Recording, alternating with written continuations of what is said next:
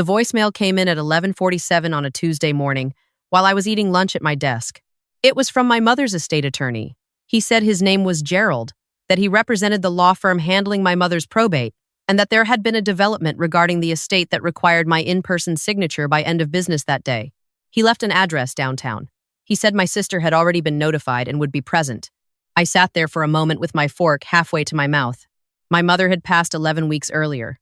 Pancreatic cancer. It moved fast, the way it always does with that particular disease. And by the time she was diagnosed in September, she was gone before Thanksgiving. I had taken bereavement leave, flown home to Ohio, sat beside her bed for the last 10 days of her life, and held her hand when she stopped breathing. I came back to Charlotte with a box of her things, a return flight receipt, and grief that I hadn't fully unpacked yet. My sister had not been at the hospital. She said she couldn't get away from work. She said flights were expensive. She sent flowers to the funeral home and posted a photo of my mother on Instagram with a caption about angels. I had not said anything about that. There are things you let go of when someone is grieving, even if their grief looks nothing like yours. But I had spoken to Gerald myself 3 weeks after the funeral. He had gone over the will with me directly. My mother had been careful and deliberate. She had left the house to both of us equally, to be sold and divided, and she had left me her savings account roughly $41,000 because I was the one who had paid her medical co-pays, driven her to chemotherapy, and taken unpaid leave from my job to be with her at the end. My sister had received a separate account, a CD that had matured, just over $18,000, along with several pieces of jewelry my mother had specifically named for her. It was not a complicated will. Gerald had explained it clearly. I had left that call feeling like at least that part of things was settled. So when he called again, asking me to come in that afternoon, I felt something shift in my stomach that had nothing to do with my lunch. I told my manager I had a family matter. I drove downtown. The address was a building I didn't recognize, not the office where I had met with Gerald before. It was a smaller suite on the 4th floor of a building that smelled like carpet cleaner and recycled air. The receptionist sent me back without asking my name, which I thought was odd. When I opened the conference room door, my sister was already seated at the table. So was her husband. And so was a man I had never seen before, sitting at the head of the table with a leather portfolio open in front of him and a notary stamp on a chain around his neck. My sister smiled at me. It was the kind of smile that doesn't reach anywhere near the eyes. "There she is," she said. "We were just getting started." I looked at the man with the notary stamp. I looked at the documents spread across the table. I looked at my sister's husband, who was watching me the way people watch a door they're not sure will open the way they need it to. I set my bag down slowly and sat in the chair across from her. "Where is Gerald?" I asked. My sister waved her hand. "Gerald isn't needed for this part. This is just a formality. We're simplifying the estate process." "Simplifying it how?" Her husband leaned forward. He had always been the one who did the talking when my sister needed something unpleasant said. He was good at making things sound reasonable that weren't. "Your mother had a secondary account," he said. "A joint account that was set up a few years ago. Because it's joint. It doesn't go through probate. It transfers automatically. We just need your signature confirming you have no claim to it." I looked at him very carefully. "My mother didn't have a joint account," I said. My sister opened her hands on the table. "She did. It was set up in 2021. It has both our names on it." "Both your names," I repeated. "Yours and mine?" "Yours and hers," her husband said. "Your mother and my wife, which means it transfers to her." I sat with that for a moment. "I've spoken to Gerald," I said. "He went through every account my mother had. He never mentioned a joint account." "Gerald doesn't handle everything," my sister said. Her voice had taken on that particular tone she used when she thought she was being patient with someone slow. "This was a private arrangement. Mom set it up separately. She wanted to make sure I was taken care of." "How much is in it?" Neither of them answered right away. "That's not really relevant to what we're asking you to sign," her husband said. "It's extremely relevant," I said. "I'm not signing anything that I don't understand completely." My sister's expression shifted. Just slightly. The smile didn't disappear, but something underneath it changed. "We're not asking you to give up anything that's yours," she said. "This account belongs to me. We just need you to formally confirm you're not contesting it so we can close probate cleanly. It's one signature. It takes 2 minutes." I looked down at the documents in front of me. The man with the notary stamp had slid them closer to my side of the table. I didn't touch them. "What bank is this account at?" I asked. Pause. First Meridian, her husband said. My mother banked at Huntington, I said. For 30 years. She didn't have an account at First Meridian. My sister laughed, a short, tight sound. People have multiple banks, you know. Not everyone keeps everything in one place. She did, I said. I paid her bills for the last 8 months of her life. I had her login information. I knew every account she had. The room was very quiet. The man with the notary stamp had stopped pretending to review the documents. He was just sitting there now, watching the table. I looked at my sister and I kept my voice completely even. I'm not signing this, I said. And I want to know where you got these documents. Her husband stood up. Not aggressive, not yet, but the kind of standing up that's meant to establish presence. He was taller than me, and he knew how to use that. We are trying to handle this as a family, he said, quietly, without lawyers and court dates and money going to people who didn't love your mother. All we are asking is for one signature that acknowledges something that is already legally hers. If you force this into litigation, it drags out for months. It costs money. It gets ugly. Is that really what you want to do to your mother's memory? I looked at him for a long moment. Then I picked up the document closest to me, and I read it. It was a deed of relinquishment. Specifically, it named an account at First Meridian Bank, account number partially redacted, with a listed balance of $62,000. And at the bottom, on the signature line, my name was already printed. $62,000. Not 18, not 41, 62. My sister was watching me read. Her hands were flat on the table and she was very still. Where did this account come from? I asked. I told you, she said. Mom set it up. My mother never told me about $62,000 in a bank I've never heard of, I said. Gerald never mentioned it. It wasn't in the estate inventory. Because it doesn't go through probate, her husband said. That's the entire point. Joint accounts are excluded. I set the document down. I need to call Gerald, I said. My sister's composure cracked, not completely. But I had known her my entire life, and I knew the specific way her jaw tightened when things weren't going the way she'd planned. We asked you here to handle this privately, she said. Between family. If you call lawyers, this becomes something else. It already is something else, I said. I picked up my phone. My sister reached across the table and put her hand over mine. Don't, she said. Her voice had dropped. It wasn't threatening exactly, but it was close. Think about what you're doing. Think about how much this is going to cost you. Think about whether you want to spend the next year fighting with me over money Mom wanted me to have. I looked at her hand on mine. I looked at her face. I thought about the last 10 days of my mother's life, sitting in that hospital room, changing IV lines and talking to nurses and sleeping in a chair so I could be there if she woke up in the middle of the night. I thought about my sister's Instagram post. I thought about the flowers at the funeral home. I moved my hand. I called Gerald. He answered on the second ring. I told him where I was and what was in front of me. I told him the bank name and the account number and the balance. I told him my sister and her husband were in the room. There was a silence on his end that lasted long enough that I stood to wonder if the call had dropped. Then he said, very carefully, do not sign anything.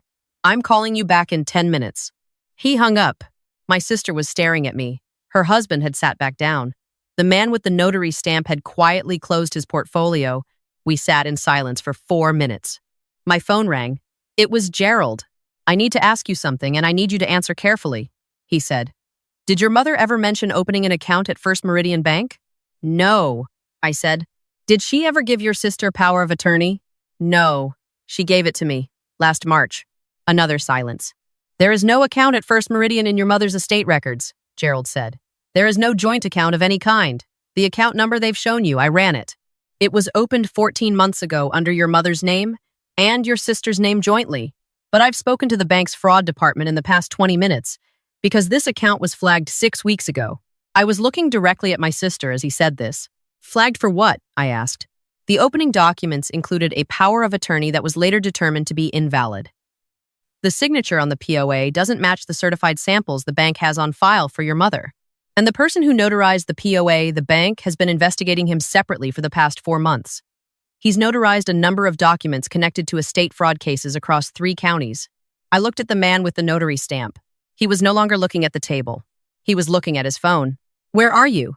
Gerald asked. I read him the address. Stay there, he said. I've already called the bank's fraud investigator, and I'm contacting the police. Do not let those documents leave the room, if you can help it. He hung up. I put my phone face down on the table. My sister was watching me with an expression I had never seen on her before. It wasn't guilt exactly. It was something more like the look of someone who has just realized the door they thought was open is actually locked. "What did he say?" she asked.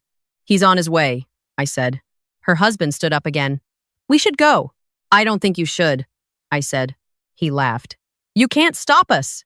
"I'm not trying to stop you," I said. "But those documents are evidence of fraud, and if you leave with them, that's a separate charge." That landed. My sister's husband stood very still for a moment. Then he looked at the man with the notary stamp, who was already edging toward the door. "Where are you going?" my sister said to him. The man stopped. He looked between them and the door and me, and he seemed to make a calculation that didn't favor anyone in the room. "I need to make a call," he said. "Sit down," I said. I don't know why he listened. Maybe because my voice was calmer than anyone's in the room should have been. Maybe because he understood that whoever walked out first was going to look the guiltiest. He sat down. My sister turned to me. Her voice had changed completely. Gone was the careful, patient tone. What replaced it was something rawer, something I recognized from childhood arguments in our parents' kitchen. "You have no idea what she put me through," she said. "Do you? You were always the one she called. You were always the one she talked about. You were 45 minutes away and I was in a different state, and somehow that made you the good daughter and me the absent one, and she never once acknowledged that I had a life too. I had a career. I had a family. I couldn't drop everything the way you did." "You could have come when she was dying," I said. "I was there," she said, "in ways you never saw. You sent flowers." "That's not fair." "None of this is fair," I said. "What you did to her signature isn't fair. Opening an account in her name when she had dementia isn't fair. Forging a power of attorney isn't fair. Whatever story you've told yourself about why you deserve this money, it doesn't start with something fair." My sister looked at me and her eyes were wet, and I couldn't tell if it was real or if it was a last attempt at something. "She would have wanted me to have it," she said. "She would have wanted to be asked," I said. We didn't speak again. Gerald arrived 22 minutes later with two people I didn't recognize. A woman from the bank's fraud investigation unit and a detective from the county financial crimes unit who had apparently already been building a case connected to the notary for the better part of a 2-year. The notary, whose license had been suspended in a neighboring state, was escorted out of the building within the first 10 minutes. He did not make it to his car. My sister and her husband were interviewed separately, in different rooms, for over an hour. I sat in the conference room and gave my own statement. Gerald sat beside me. He was calm and methodical, and I was glad he was there. My brother-in-law, it turned out, had a separate issue entirely. During the intake process, when the detective ran his ID as routine procedure, a warrant came back. It was not dramatic. No one read it aloud or made a scene. The detective simply asked him to come with her, quietly, and he did. And my sister stood in the doorway of the room she'd been interviewed in and watched him walk down the hallway, and her face was something I won't describe because I still don't have words for it. The warrant was connected to a civil judgment he'd failed to appear for, a contractor he hadn't paid, $14,000. It had been outstanding for 8 months. That was the thing that finally broke my sister's composure. Not the fraud charge, not the forged signature.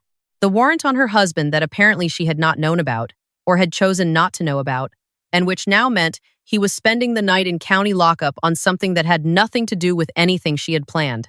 She sat down in the hallway on a bench outside the conference room and put her face in her hands. I walked past her on the way out. I didn't say anything. I didn't know what to say. I wasn't sure there was anything that would have been honest and kind at the same time, and I've never been good at saying things I don't mean just to make a moment more comfortable. The drive home took 25 minutes. I sat in my car in the parking garage of my building for another 15 before I went upstairs. The next 3 months were not simple. They rarely are, even when you're in the right. Gerald filed a formal fraud complaint with the probate court. The bank at First Meridian reversed the account it had been opened fraudulently, and the $62,000, traced back through a series of transfers, was found to have originated from the liquidation of my mother's home when my sister had listed it without my co-authorization and pocketed the proceeds using a forged deed.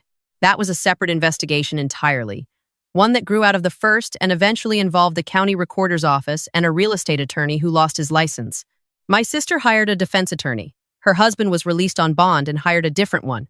The notary cooperated almost immediately, which was not surprising. He had been waiting for something like this to happen and had apparently kept records of everything, whether out of self-preservation or conscience. I couldn't say. I gave depositions. I produced records, every text message from my mother, every medical bill I had paid, every login timestamp that showed I had been the authorized user of her accounts. Gerald was methodical and thorough.